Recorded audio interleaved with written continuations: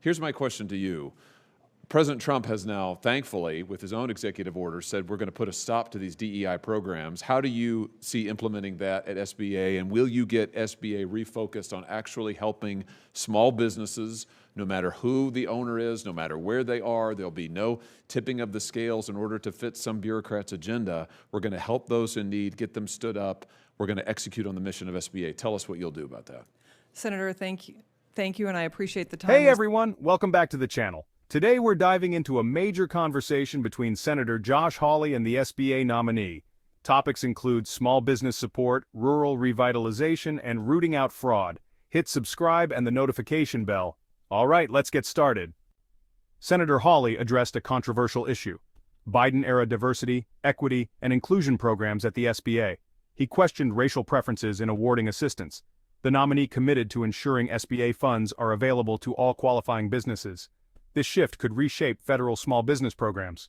What do you think? Drop your thoughts in the comments below. Now let's talk about rural America. Senator Hawley pointed out that only 11% of SBA's funds went to rural businesses last year. That's shockingly low considering how essential small businesses are in these communities. The nominee, who grew up in a rural area, promised to prioritize rural business support. Revitalizing rural manufacturing could bring back Made in America pride. If you agree, hit that like button to show your support. Hawley raised concerns about billions wasted or fraudulently dispersed during pandemic relief.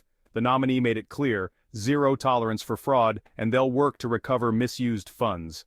Hawley emphasized funding and empowering the Special Inspector General for pandemic recovery. Accountability is key, and they're ready to step up. The nominee stressed that the SBA needs to get back to its core mission, supporting small businesses. They also expressed a desire for bipartisan collaboration, which is rare but refreshing. Senator Hawley welcomed this focus, and it's good to hear a renewed emphasis on helping small businesses succeed. All right, that's a wrap on today's breakdown. We covered a lot, from ending racial preferences in SBA programs to supporting rural businesses. What are your thoughts on Senator Hawley's discussion with the SBA nominee? I want to hear from you, so leave a comment below. Thanks for tuning in. Don't forget to like, subscribe, and share this video if you found it helpful. I'll see you in the next one. Stay informed and stay awesome. Thank you very much, Senator. On behalf of the chair, I'll recognize myself. Senator Loeffler, it's great to see you. Thank you for being willing to do this job. As you and I discussed when we met in my office, I loved serving with you. You were a terrific senator, and I'm just so glad that you're willing to do this job. It's going to be a great, great service to our country. Let me just ask you a question or two to start with about the priorities at SBA. I noticed that on day one of his administration, the last president issued an executive order directing federal agencies to adopt a broad racial equity agenda. And that was particularly a focus of SBA over the last 4 years. In fact, according to one report, by far the largest program that uses racial preferences in the federal government is the 8A program run by SBA. To be eligible for it, companies had to show various racial and other characteristics in order to access funding. A federal court in Tennessee ruled it unconstitutional.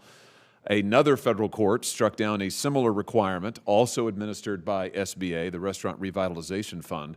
Here's my question to you.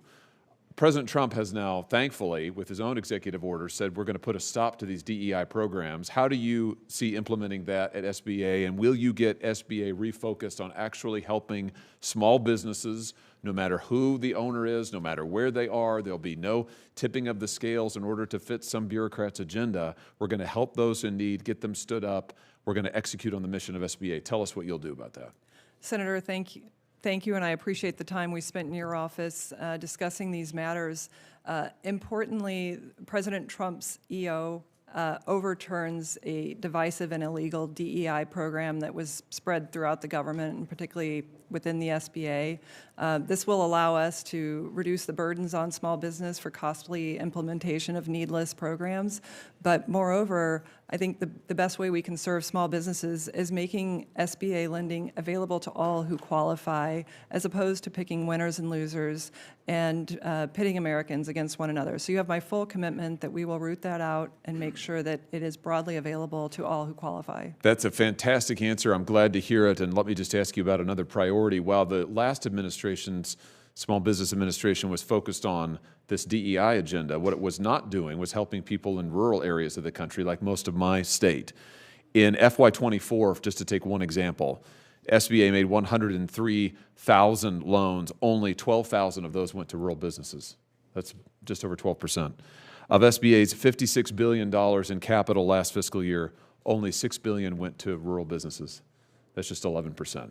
There, you want to talk about inequity. There's an imbalance between urban and rural. And listen, we've got urban centers in my state as well. I'm all for small businesses in urban centers getting what they qualify for.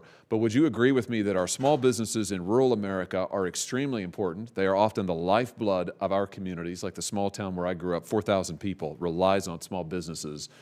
What will you do to make sure that small business in rural America is a priority, that they're getting access to the funds that they qualify for, and we're doing everything we can to help these small businesses revitalize these communities? Well, Senator, not only do I agree with you, I've lived it. I was raised in a family of fourth-generation small business. My nearest town had 600 people in it, and my high school had 8 small towns.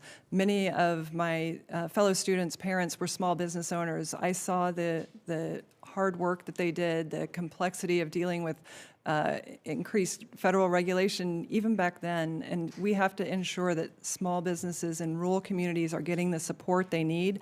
I understand it firsthand, and I know that we can do better, and we will do better, because this is an area that we can grow in terms of, you know, bringing manufacturing, made in America again, can come back, driven by rural America, and paying attention to people that have been forgotten about. That's what President Trump does. He remembers the forgotten men and women working so hard in this country to make it work. Fantastic. Well, I welcome your focus on this. I look forward to working with you. Let me ask you just about fraud and waste and abuse, and you've talked about this some. I think your answers have been very heartening. You remember, in fact, you referenced it at the height of the pandemic. Congress enacted the so-called CARES Act to provide very necessary relief to millions of Americans. We also, at the same time, created, however, a special inspector general to monitor any fraud and abuse in that program. Now, for reasons that continue to elude me, the last administration, the last president, when he came to office, almost immediately limited the remit of this special inspector general, then tried to effectively defund it. And now we find out hundreds of billions of dollars were wasted or fraudulently dispersed or not properly paid back under these programs. Would you agree with me that we need the Special Inspector General, SIGPER? We need that office to be properly funded. We need it to be given the jurisdictional authority that it deserves. Senator Ernst has a bill to make sure that SIGPER gets that jurisdictional authority. Would you support that? And can you talk to us about the need to be rooting out fraud and abuse and corruption?